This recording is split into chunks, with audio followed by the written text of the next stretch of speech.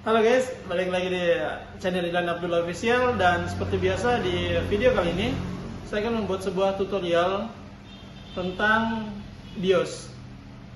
Jadi banyak yang belum tahu bagaimana cara kinerja BIOS pada saat instalasi sistem operasi, dan bagaimana cara menjalankan atau menyeting BIOS tersebut dan apa fungsinya. Oke, mau tahu caranya, langsung kita ke tutorialnya. Check it out. Oke guys, di depan saya sudah ada sebuah laptop dengan seri Lenovo ThinkPad R14, dan kali ini kita akan mengecek BIOS-nya seperti apa dan bagaimana cara masuk ke dalam BIOS laptop tersebut. Oke, kita langsung ke tutorialnya. Sekarang kita coba restart dulu komputernya. Setelah restart, biasanya untuk masuk ke dalam BIOS laptop itu berbeda-beda. Untuk seri Lenovo, tekan tombol F12. Nah, seperti ini. Setelah itu kita pilih up menu. Jadi kalau laptop kalian bukan seri Lenovo atau seri yang lain seperti Acer, Asus, dan bahkan HP, itu BIOS-nya beda-beda. Cara masuk ke BIOS-nya itu bermacam-macam. Kalau untuk Acer, dia tekannya itu tombol F2 atau Del. Kalau Lenovo F12, kalau tidak bisa F12, Fn plus F12. Kalau Asus itu dia tombolnya Escape untuk masuk ke dalam BIOS. Kalau untuk seri HP dia itu F10 guys. Setelah itu kita arahkan ke setup seperti ini. Oke, dan ini adalah BIOS. Ini tampilan BIOS Lenovo. Di sini sudah ada merek Lenovo-nya, ThinkPad Lenovo, dan di sini sudah ada spesifikasi komputer atau laptop tersebut. Jadi di laptop ini sudah terpampang spesifikasinya, prosesornya apa, serinya berapa, dan RAM yang dipakai apa begitu. Jadi perlu kalian ketahui bahwa BIOS itu adalah bisa dibilang sebagai jembatan penghubung dalam proses instalasi guys. Jadi kalau misalnya kita mau instalasi sebuah laptop, kita harus setting terlebih dahulu pengaturan BIOS-nya supaya flash disk itu bisa jalan secara otomatis guys. Oke, mengenai BIOS, sebenarnya BIOS itu apa dan fungsinya apa dan kenapa harus ada BIOS? Secara harfiah, BIOS itu kepanjangan dari Basic Input Output System.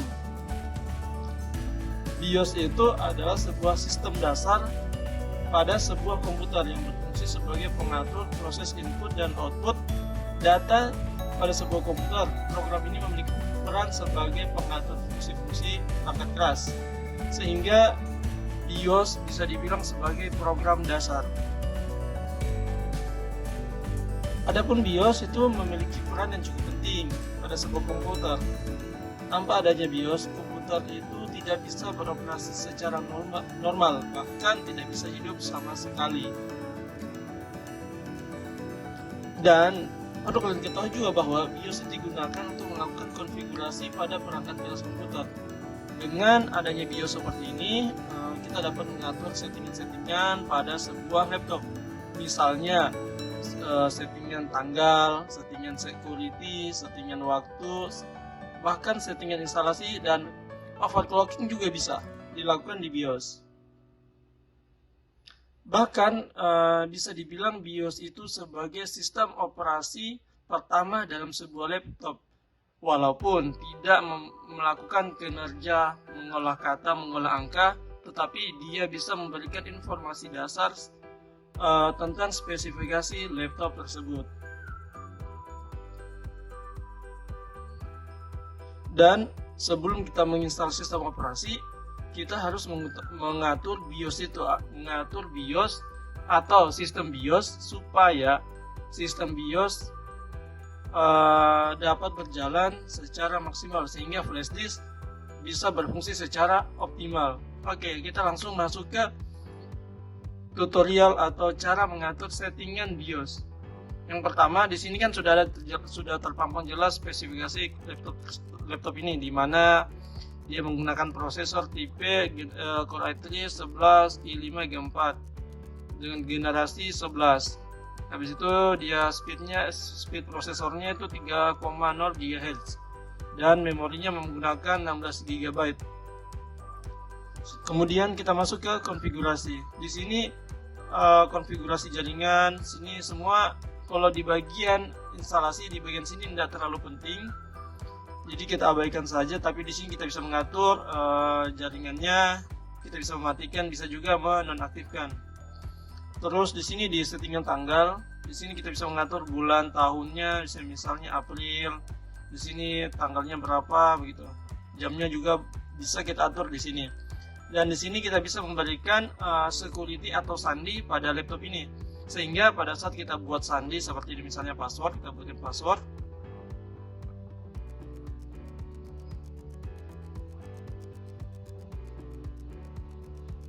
Kita buatkan password seperti ini.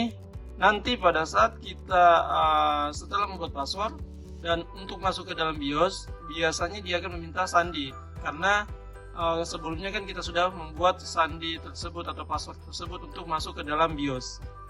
Setelah itu untuk masuk ke dalam settingan instalasi yang harus kita atur adalah di sini guys, di security bootnya. Ini security boot ini harus on.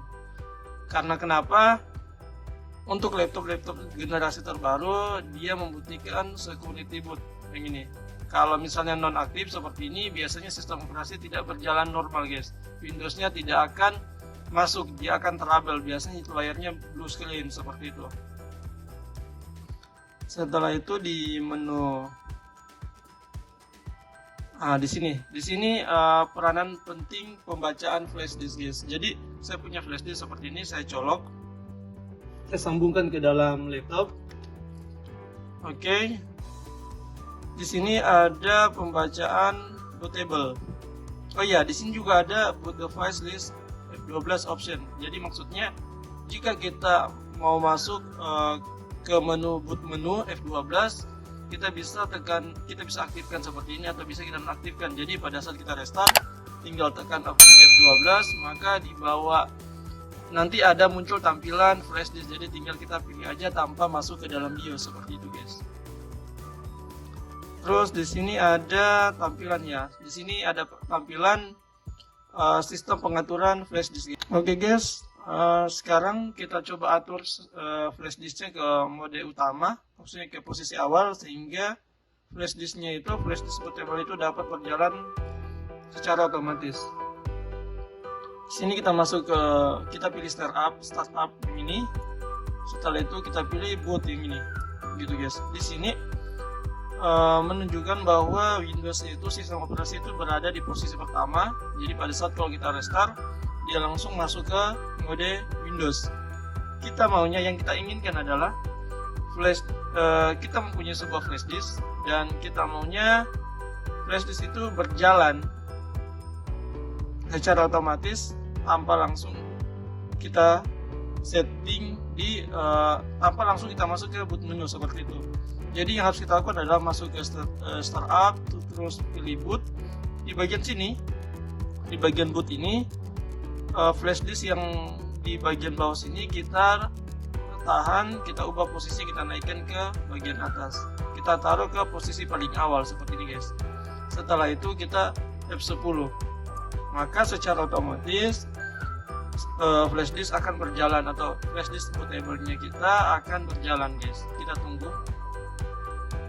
Dan biasanya di seri-seri laptop yang lain memang sudah tersedia boot menu atau tombol pintasan supaya tidak usah kita masuk ke dalam BIOS guys. Misalnya kayak Acer itu harus tekan F12 atau HP langsung tekan F9. Memang sudah didesain seperti itu guys. Jadi memang dipermudah dengan tombol kombinasi boot menu supaya tidak usah kita setting lagi di BIOS-nya, begitu guys. Oke, sekarang kan seperti yang saya bilang tadi bahwa kalau flash disk kita simpan di posisi paling awal di bagian boot menu tadi, maka secara otomatis pada saat kita restart flash disk akan langsung atau flash disk instalasi akan langsung jalan secara otomatis dalam mode penginstalan seperti ini guys.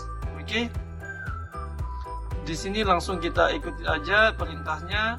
karena berhubung ini komputer ini saya tidak mau install, saya cuma menjelaskan tentang apa itu BIOS dan bagaimana cara menjalankan flash disk bootable di laptop. Maka dari itu kita abaikan aja ini, kita close kembali. Dan bagi teman-teman yang belum tahu apa perbedaan UEFI dan legacy, biasanya letak perbedaannya itu adalah kalau legacy dia sistemnya 32 bit, sedangkan yang UEFI itu 64 bit guys, begitu.